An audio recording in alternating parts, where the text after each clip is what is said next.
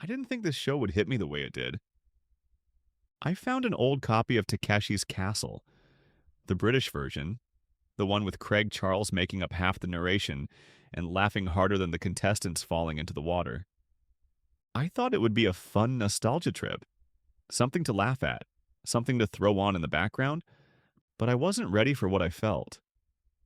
I wasn't ready for the quiet sadness that hit me between the laughs. Because the more I watched, the more I realized that this wasn't just a silly game show. It was a lesson, a philosophy, and I didn't see it until now. When I was a kid, Takeshi's Castle was just chaos. People running across slippery stones, getting hit in the face by padded doors, falling into mud, crawling through tunnels while foam boulders rolled toward them. It was pure nonsense. And that's why we loved it. But now, watching as an adult, it feels different. It feels like a mirror. It's strange, isn't it? You spend your early life trying not to fall, trying to stay upright, look good, play it safe. But Takeshi's Castle made falling into an art form. It told you, go ahead, run full speed, jump blind, fall flat, get up, and laugh. It didn't just tolerate failure, it made it beautiful. There was no shame in falling because everyone fell. Every contestant, every round, and they all got up laughing. Some of them didn't even wait for the announcer to finish. They were already climbing back out of the mud. We don't do that anymore. Now, when we fail, we freeze, we hide, we scroll, we distract ourselves. But Takeshi's Castle said, fall fast, fall loud, and smile when you do. Craig Charles would be shouting over the madness. He'd give contestants ridiculous nicknames. He'd scream, "Ooh, that's gotta hurt," when someone smacked into a wall. But it never felt cruel. It wasn't mocking. It was catharsis.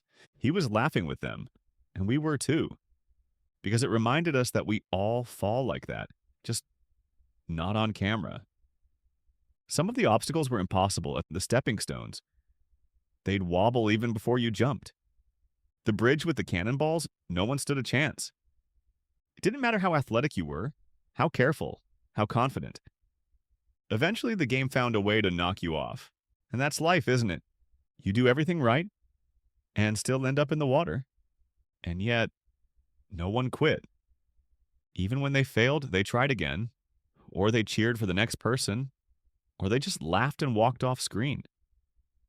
You couldn't win anything, really. There was no prize money, no brand deals, no reality show spinoff. Just the chance to try something absurd. And that was enough. The show never paused to explain anything. There were no emotional backstories, no dramatic music before someone jumped. You didn't need to know where they came from, because in that moment, on that course, they were all the same. Equal in fear, equal in falling, and that too is rare now. We live in a world that edits out the failure. Instagram shows the perfect shot. LinkedIn shows the promotion. YouTube shows the clean result. But Takeshi's Castle gave you the full fall. The awkward buildup, the crash, the slow sink into water. It showed you what it actually looks like to try and not make it. And it told you, that's okay. One contestant once slipped before even reaching the obstacle. He was so eager to start that he fell in the mud face first before the challenge began. Craig Charles lost it, and so did I. Not because it was funny, though it was, but because it was real.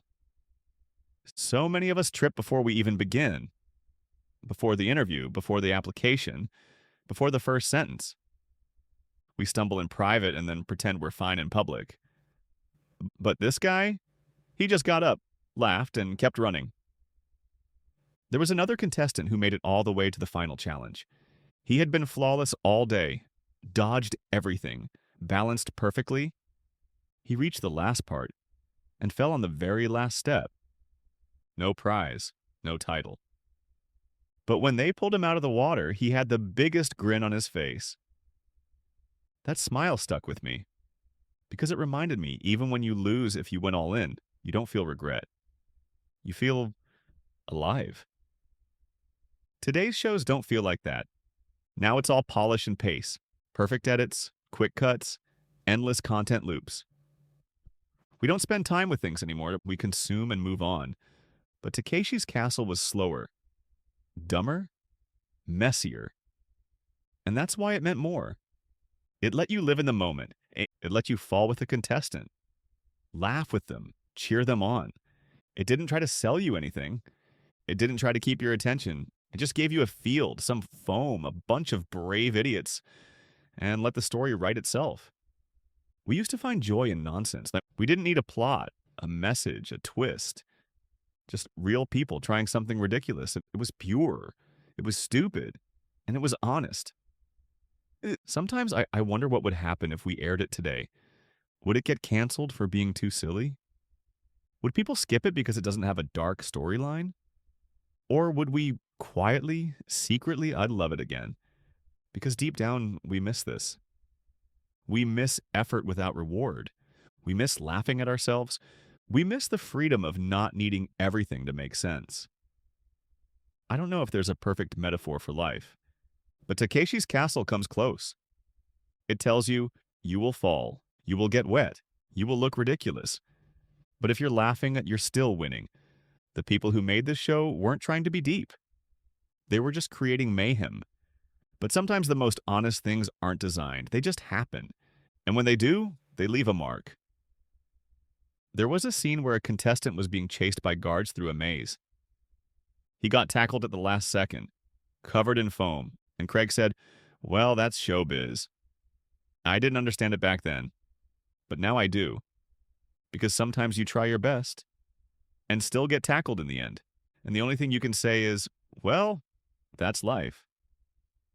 Takeshi's Castle wasn't just a show, it was a reminder that life isn't about getting to the end in one piece.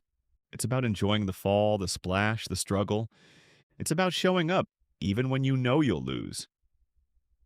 And laughing anyway. Maybe that's why I kept watching. Not for the winners, I don't even remember who won, but for the falls, the fails, the moments where people jumped anyway. That's what this show taught us. You can't wait for perfect conditions. You can't wait to feel ready. You just run, you leap, you fall, you laugh, and then you do it again.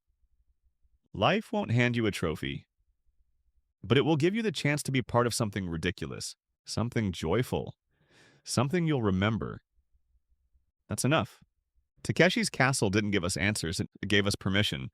Permission to fall, to look silly, to laugh, to keep going.